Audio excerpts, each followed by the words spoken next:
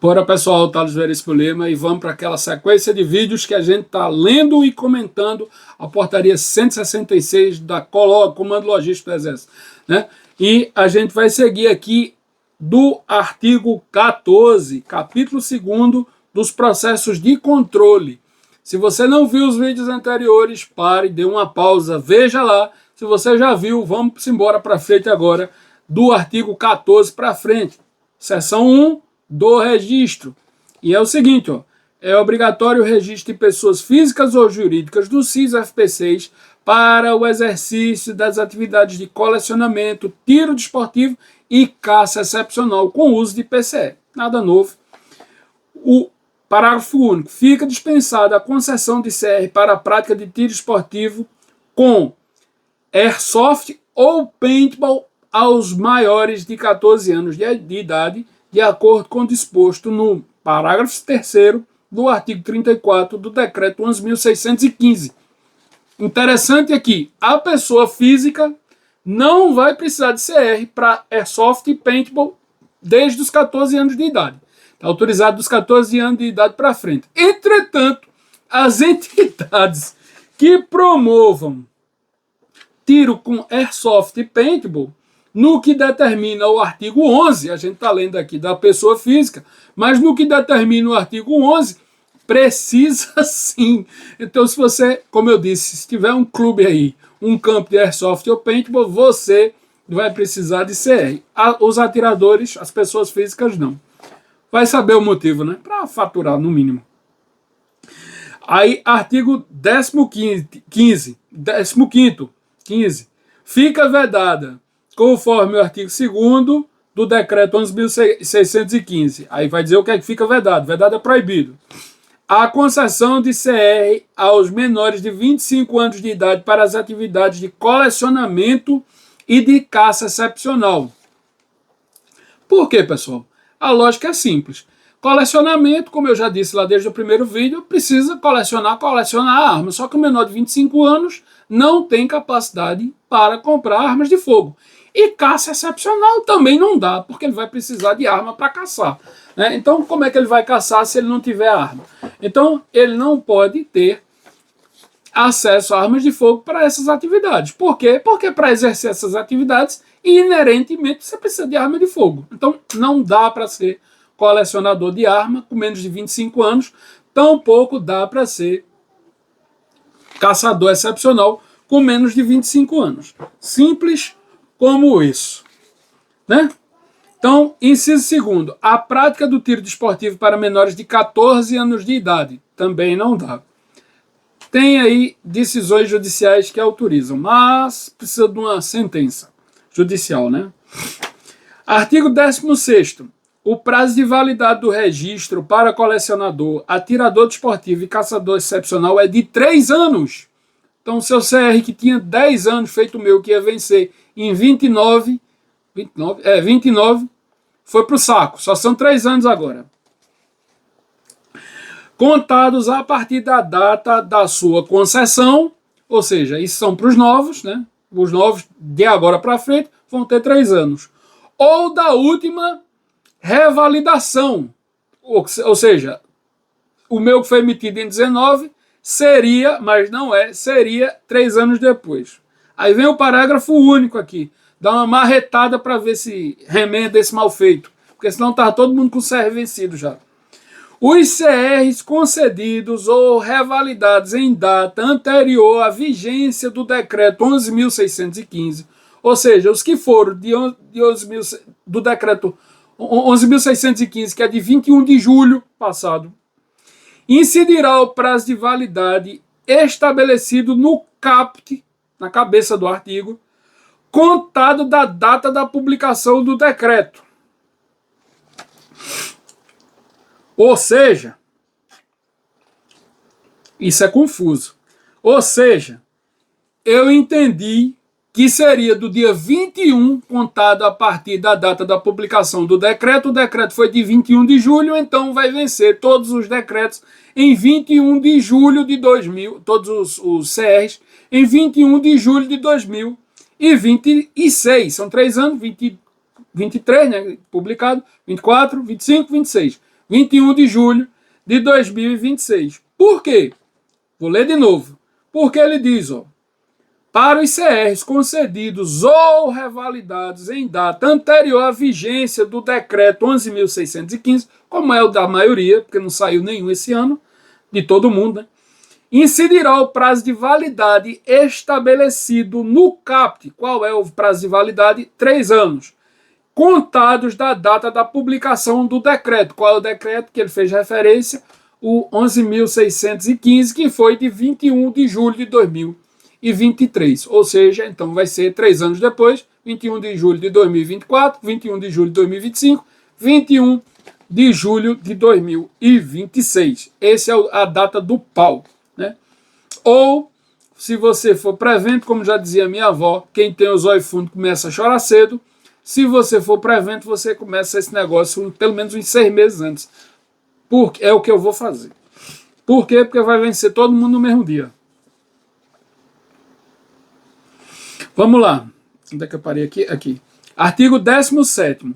A concessão do registro para as atividades de colecionamento, tiro desportivo e caça excepcional com uso de PCR será processada de forma descentralizada no SIS-FPC. Ou seja, cada RM cuida do seu. Cada OEM cuida do seu. O requerimento para a concessão de CR será feito por meio do Sistema de Gestão Corporativo. É o SIGECORP. A esquerda que gosta tanto de controle, eu acho que eles vão colocar jeito nesse SIGECORP rapidamente, porque do jeito que estava antes, precisava de muita manutenção. Mas como eles gostam de controlar até as vírgulas da pessoa, né? O que é que a pessoa almoça, o que é que a pessoa... Quantos pães come, esse tipo de coisa.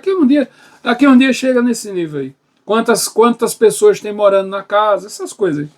Né? Então, provavelmente o SIGECORP deve ficar bom. Inclusive porque eles já estão 3 anos avisados, ele mesmo. Já estão 3 anos avisados que vai vencer 1 milhão de CR lá no dia 21/7/2026. Então tem que dar conta esse sistema aí. De fazer essa renovação tudinho. Vamos lá, onde é que eu parei aqui? Para a concessão de registro deverão ser apresentados os seguintes documentos. Eita, aí tem que, desde a certidão de nascimento, tem que ir aqui agora. Para colecionador, comprovação de identificação pessoal, comprovação de idoneidade e inexistência de inquérito policial ou processo criminal por meio de certidões de antecedentes criminais da Justiça. Justiças federal, estadual, distrital, militar ou eleitoral, referente aos locais de domicílio dos últimos 5 anos. Pessoal, só há perda da idoneidade, ou seja, a pessoa só fica inidônea com uma certidão criminal transitada em julgado, com um processo criminal transitado em julgado. Antes disso, não há perda da idoneidade. E aqui ele colocou aqui, ó, desde o inquérito policial do processo criminal. Ei, caramba. A pessoa pode estar sendo denunciada aí por qualquer coisa. Injúria, calúnia, difamação, isso já é um processo criminal e a pessoa já perde a idoneidade por conta disso, que inclusive dá uma suspensão condicional do processo que nem gera antecedente. Você faz lá uma transação penal com o juiz, paga lá 6 meses, 3 meses de cesta básica, pinta o muro da escola, faz lá um serviço comunitário, né? Só porque chamou a vizinha de feia ou gorda, né? E aí você leva um processo de injúria e já vai perder a idoneidade aqui. Como é isso? Isso daqui excede a jurisprudência pacífica no sentido de que só a perda de idoneidade, a pessoa só fica inidônea com sentença penal transitada e julgada. Ponto final. E isso daí, normalmente, pelo menos para quem não é treloso, não é reincidente, são só para os crimes com mais de pena, com pena mínima superior a 4 anos. Porque a pena mínima, a pena máxima de 4 anos, sendo de 4 anos, que pega uma gama de tipos penais, elas são passíveis de sursis, suspensão condicional do processo. Uma transação, faz lá uma transação penal com o promotor, com o juiz, e resolve sem antecedentes. Mas aqui não. Basta ter um processo penal, ele não fez referência nenhuma, podia ter pelo menos dado essa canja, né, de processos com pena mínima superior a 4 anos. Né? Mas não, botou aqui. Então não chame sua vizinha de gorda, não chame sua namorada de feia, porque você pode levar um processo e vai perder a idoneidade desde o inquérito. Não é nem com o ajuizamento da denúncia, é desde o inquérito. E mais ainda, não adianta correr para a cidade vizinha, para o estado vizinho, sair daqui de Pernambuco e bater lá no Rio Grande do Sul ou lá no Roraima, Rondônia, no Acre, não. Não adianta não, porque você tem que pegar os antecedentes de todos os últimos 5 anos, da justiça de todos os 5 últimos anos. Quem mora num lugar só aí, quem fincou raiz e mora em um lugar só, tá até razoavelmente fácil, não mudou. Mas quem gosta de viver passeando aí, morando em todo canto do Brasil, vai ter dificuldade. Vai realmente ter dificuldade em juntar essa papelada toda aqui. Mas vamos seguir. Comprovante de ocupação lícita. Isso já era igual, né? Senão você vai fazer da ocupação a arma. Comprovante de residência fixa referente aos locais de domicílio dos últimos 5 anos. Para quem vive mudando aí vai ficar difícil aí. E outra, tem outro problema. Eu tenho uma mania de guardar as faturas junto ao pagamento, né? Todos os pagamentos que eu faço. Por quê? Porque eu já vejo o tanto de desmantelo que tem lá no escritório por falta de comprovante de pagamento, comprovante de cobrança, enfim, o povo não tem esse costume de guardar os documentos. Então eu baixo as faturas de água, baixo as faturas de energia, baixo as faturas de telefone, tenho minhas pastinhas tudo organizado. Fatura e pagamento. Desde sempre, esse negócio, como é digital, não me ocupa volume, né? Então, eu guardo, desde sempre tenho fatura aí de 8, 10 anos, 20 anos para trás, tenho tudo, mas essas faturas emitidas lá na época, ou seja, na época que eu paguei, tem valor para comprovação como comprovante de residência? Pense que não, porque inclusive já estão vencidas, né? É um documento vencido lá atrás, por mais que você tenha o comprovante de pagamento junto com aquela fatura, mas já venceu, né? Um documento normalmente vence com 5 anos. E aí? As concessionárias de energia, água, a companhia de água, de telefone, eles são obrigados a emitir essas declarações para você? Na verdade, será que eles ainda têm esse registro? Porque não tem obrigação nenhuma. Você vai arrumar um comprovante de residência de uma coisa que não existe dos 5 anos atrás. Como? É outro problema, né? E mais ainda, que não importa se eu morava em outro lugar há 5 anos atrás, né? A importância, talvez, se eu fui treloso lá, se eu causei algum crime, quem tem que me achar é o Estado, não sou eu que tenho que dizer que morava lá. Eu não tenho obrigação nenhuma de dizer onde eu morava. Ninguém é obrigado a produzir prova contra si, né? Então, mais uma prova de que essa legislação é extremamente restritiva, né? Então, quem fez o L aí, achando que... Eu já cansei de ver aqui nos comentários, gente dizendo, eu votei no 9 dedos e sou atirador. Pois bem, querido, ficou bom para você agora. Eu espero que você consiga renovar seu CR com facilidade. Ou não, né?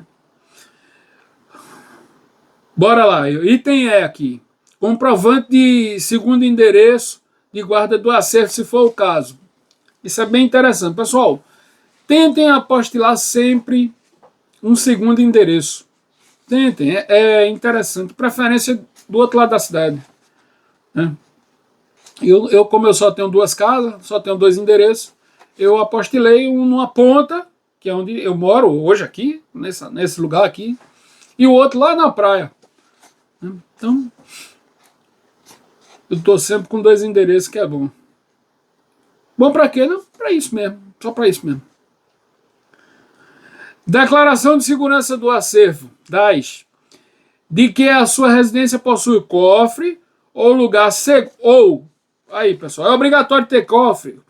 É obrigatório ter cofre. Cofre ou local seguro com tranca, né? Para armazenamento da arma. Tem que ser de aço, de ferro, de concreto. Não. Um local seguro com tranca. A tranca é daquelas que se der um sopro e ela abrir, serve? Não, não serve, porque tem que ser seguro. Se for baixinho assim que o menino tem acesso, serve? Ou vai deixar fácil, né? Então, um armário seguro com chave, né, que não seja aberto facilmente, já serve. Não necessariamente precisa ser cofre. Para armazenamento de armas de fogo desmuniciadas. Desmuniciadas. Já vi dono de clube aqui em Recife. Dono de clube aqui em Recife dizendo que as armas de fogo do acervo de atirador poderia ficar uma municiada para a defesa do próprio acervo. Está aqui, escrito aqui, ó. A linha F do 17, do 19, sei lá. F do 17, do artigo 17 da portaria, coloque 166. Para armazenamento das armas de fogo desmuniciadas. De que seja proprietário e de que adotará medidas necessárias para impedir que menor de 18 anos ou pessoa civilmente incapaz se apodere de arma de fogo sob sua posse ou de sua propriedade. Né? Então, menor de 18 anos não pode ter acesso às suas armas, mesmo em ambiente doméstico. E o civilmente incapaz é uma pessoa que não tem discernimento, às vezes ele é parcialmente incapaz ou totalmente incapaz. Você tem que ter cuidado se você tem essas pessoas. E não é menor de 18 anos, não, é qualquer pessoa. Às vezes a pessoa, às vezes não, é natural que dure muitos anos de vida. Né? Então, às vezes a pessoa é incapaz ou semi-incapaz e está lá com seus trocentos anos, 30, 40, 50 anos, não tem discernimento para avaliar o risco e o nível de segurança que você tem que ter com a arma de fogo. Né? Então, essas pessoas elas não podem ter acesso às armas de fogo. Como é que se conhece uma pessoa dessa? Bem, cada um tem o seu, deve saber. Submete-se a exame psicológico e vai ter um laudo. A pessoa tem um comportamento aí que não é normal, não é comum. Né? Os pais logo desconfiam e levam a um psicólogo, a um psicanalista, para fazer um laudo. Então vai descobrir que aquela pessoa não tem um discernimento completo para entender o risco que implica a si e aos outros utilizando uma arma de fogo. Então tem que ter cuidado aí com pessoas menores de 18 anos, mesmo capazes, e pessoas que são civilmente incapazes ou semi-capazes. Né? Ele não incluiu aqui, mas dá quase no mesmo. Né? Que não consigam ter o discernimento correto sobre armas de fogo. Laudo de aptidão psicológica para o manuseio de armas de fogo. São requerimentos, né? Fornecimento por psicólogo credenciado pela Polícia Federal. Comprovante, inclusive, ele invertiu. Comprovante de capacidade técnica para o manuseio de arma de fogo, expedido por instrutor de armamento credenciado pela Polícia Federal. Né? Então, tem o psicólogo, tem o exame de tiro, pagamento da taxa correspondente, para atirador desportivo maior de 18 anos, os mesmos documentos previstos nas alíneas A a I do inciso 1º do parágrafo 2º do CAPT, ou seja, mesma coisa, só não vai poder comprar arma. Comprovante de filiação de entidade de tiro, anexo B, né? Tem que estar afiliado a uma entidade de tiro. Declaração comprometendo-se a comprovar, aqui é que o pau canta, comprovar, no mínimo, por calibre registrado, 8 treinamentos ou competições em clubes de tiro em eventos distintos a cada 12 meses. Pessoal, isso daqui é o que o pau canta. No meu caso, isso para ser nível 1, né? Isso para ser nível 1.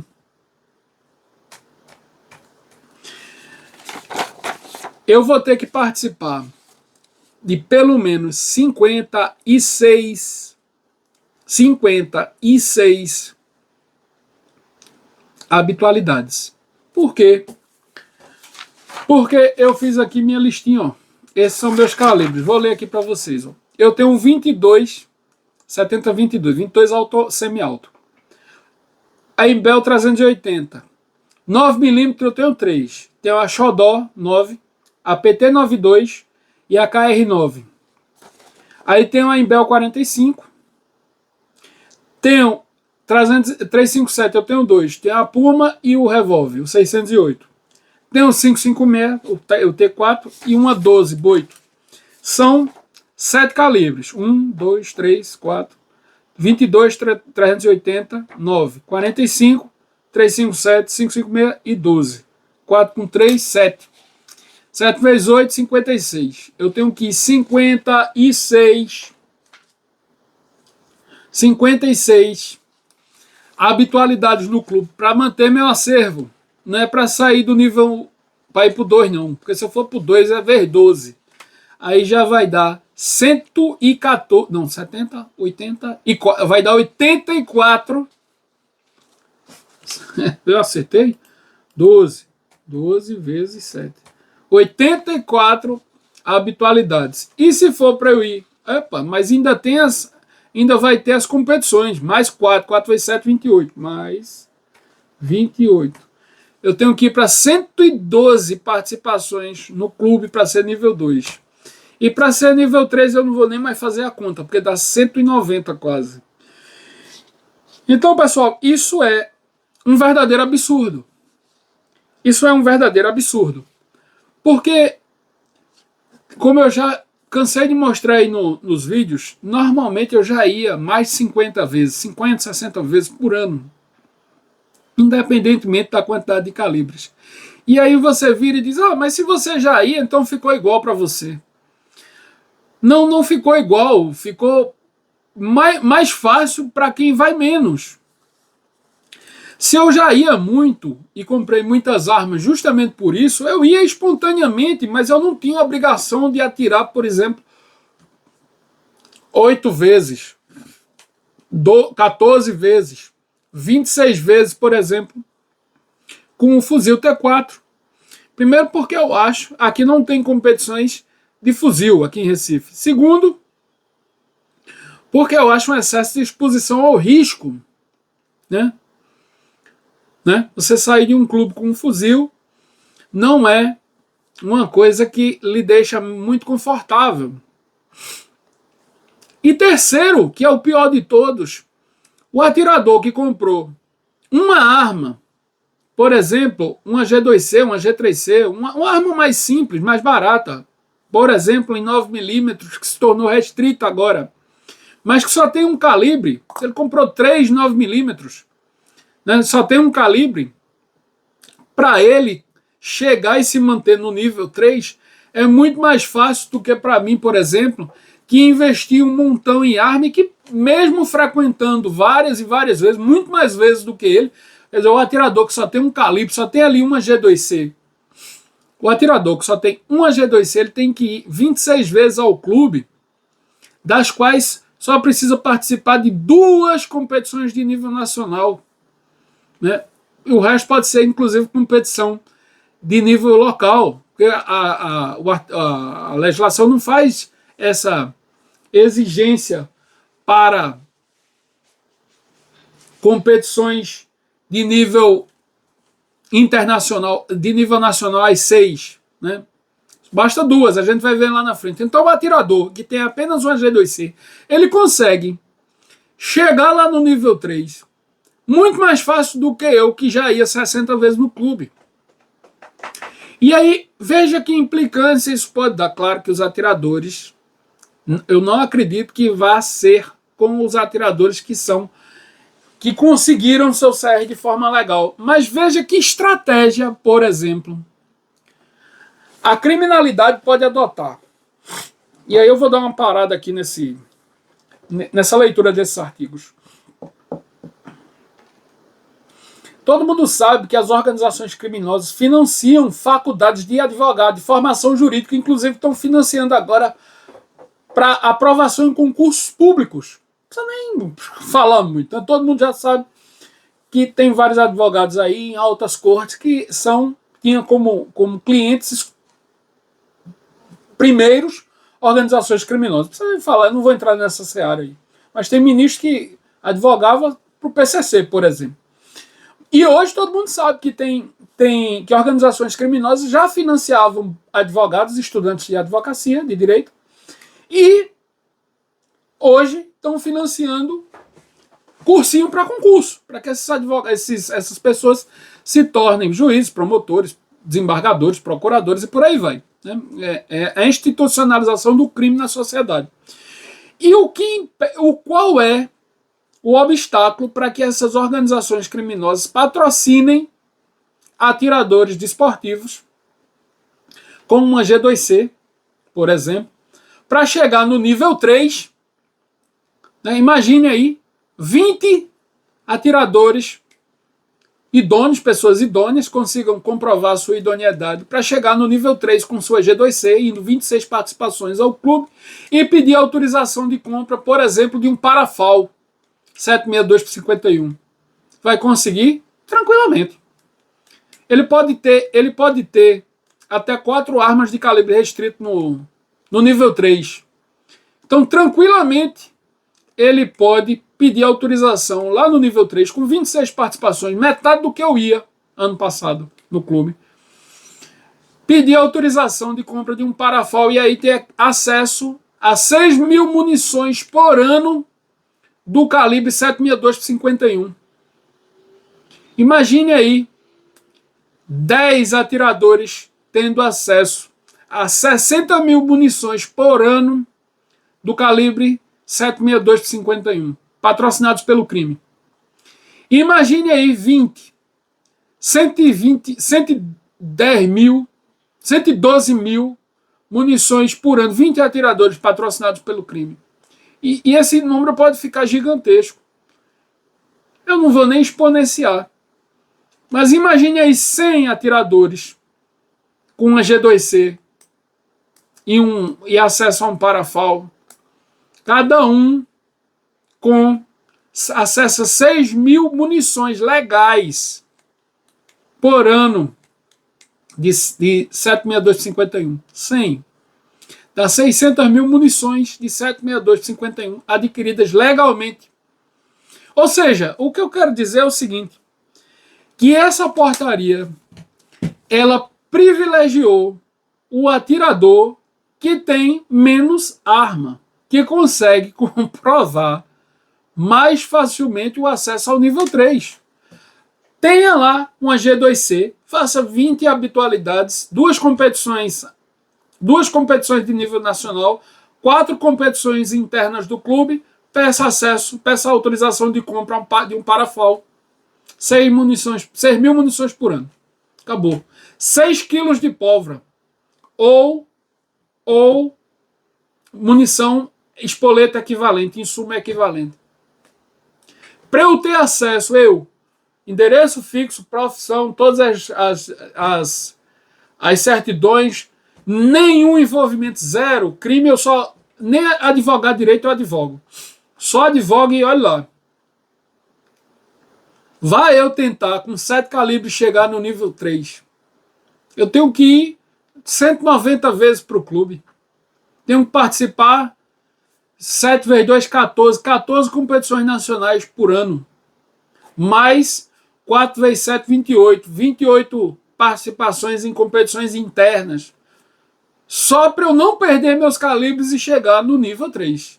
Então, pessoal, vocês não venham me dizer que isso não foi arquitetado para que as pessoas que têm os novos acessos agora, principalmente da agora para frente, eles não tenham facilidade. Algumas pessoas, algum grupo, alguma camada social, eles não tenham facilidade e acesso à munição. Essas pessoas podem ser facilmente cooptadas, inclusive pela criminalidade. Patrocinar, por exemplo, as idas e a compra de um fuzil apenas para que essa pessoa tenha acesso à munição. A gente vai ver esse pau cantar rapidamente. Rapidamente.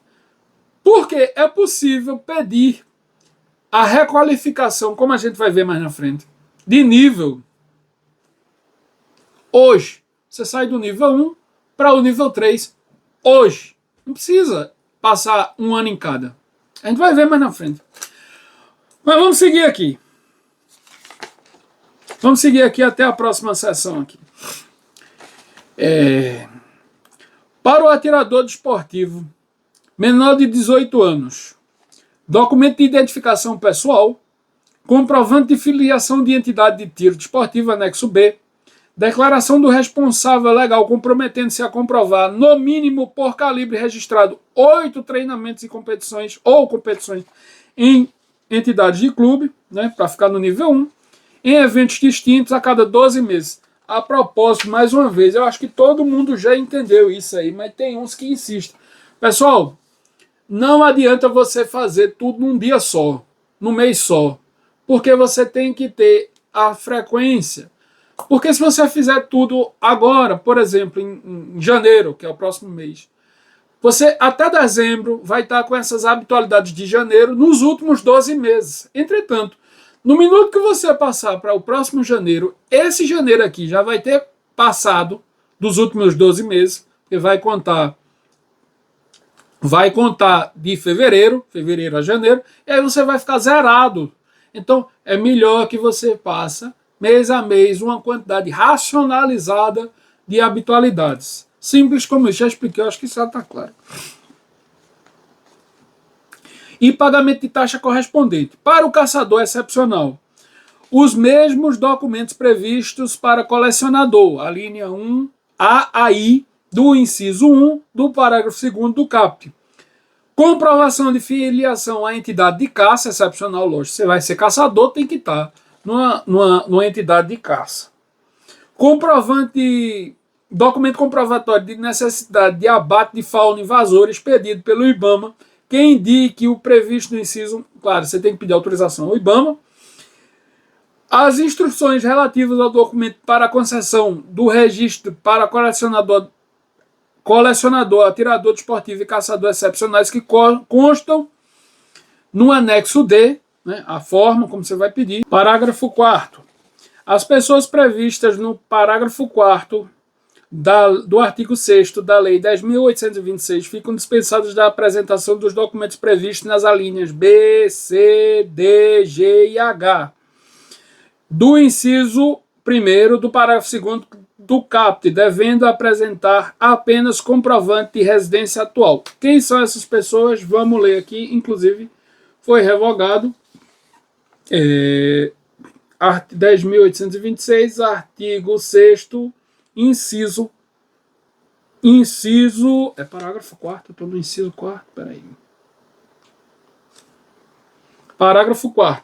Integrante das Forças Armadas, das Forças Policiais Federais e Estaduais do Distrito Federal, bem como os militares dos Estados e do Distrito Federal, ao exercerem o direito prescrito no artigo 4º, ficam dispensados do cumprimento do disposto dos incisos 1, 2 e 3 do mesmo artigo na forma do regulamento desta lei.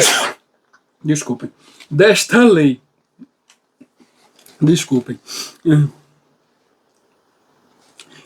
Parágrafo 5º. A validade do laudo de revalidação psicológica terá no máximo, 2 anos. Validade do laudo psicológico terá validade no máximo de 2 anos a contar da data da emissão do laudo, de acordo com a resolução 01 do Conselho Federal de Psicologia, de 21 de janeiro de 2022. Ficam dispensados da apresentação da Declaração de Segurança do Acervo, a linha F do inciso 1º do parágrafo 2º do caput para CR de atirador desportivo os menores de 25 anos. Lógico, eles nem compram arma, lógico. Por estarem impedidos de adquirir arma de fogo e munição, logicamente. Artigo 18. Os resultados dos processos de concessão de registro será publicado em documento oficial permanente da OM do CIS-FPC.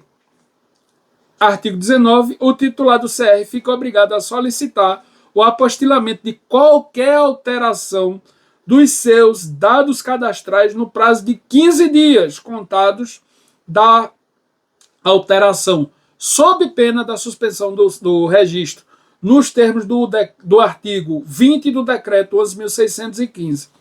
Alguém me perguntou aí há um tempo atrás, disse que mudou de OM, que tinha mudado de domicílio de OM. O que era que fazia? Tem que comunicar na nova OM, né? Comunicar no prazo de 15 dias aí o seu novo endereço, sob pena de suspensão do registro.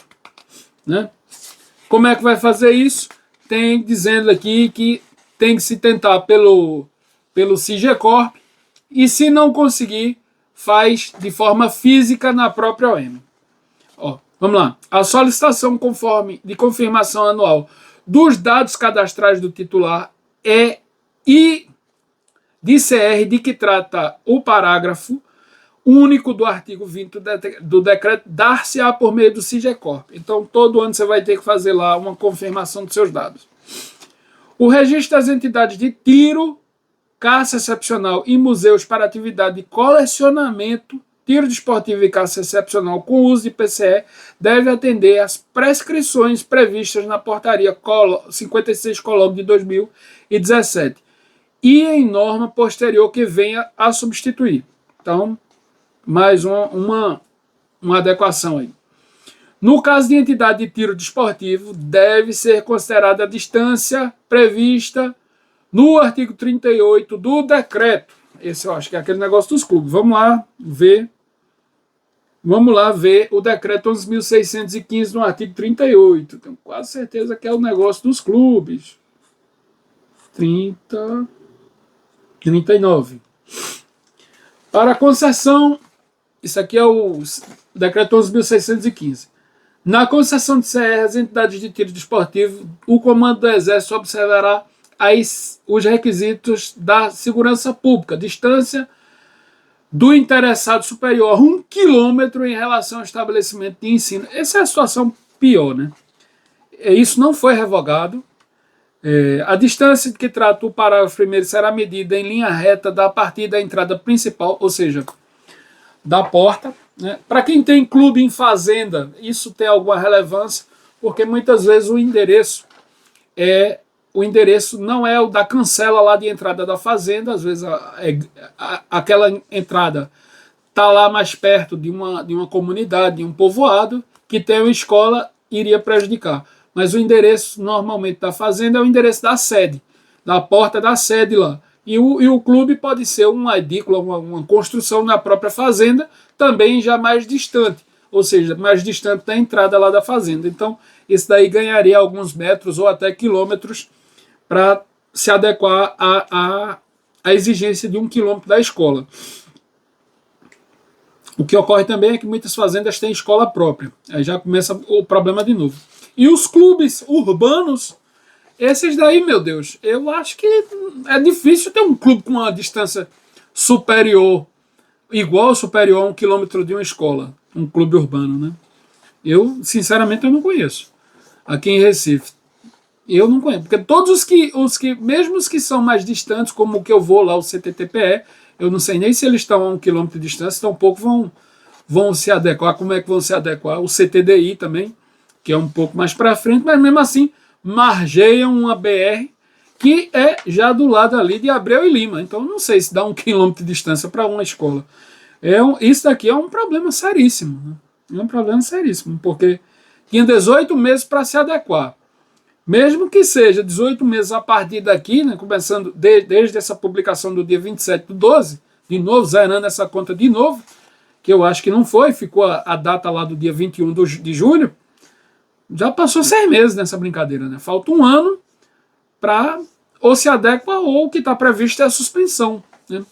Então os clubes já deveriam ter entrado aí com mandado de segurança. Né? Enfim.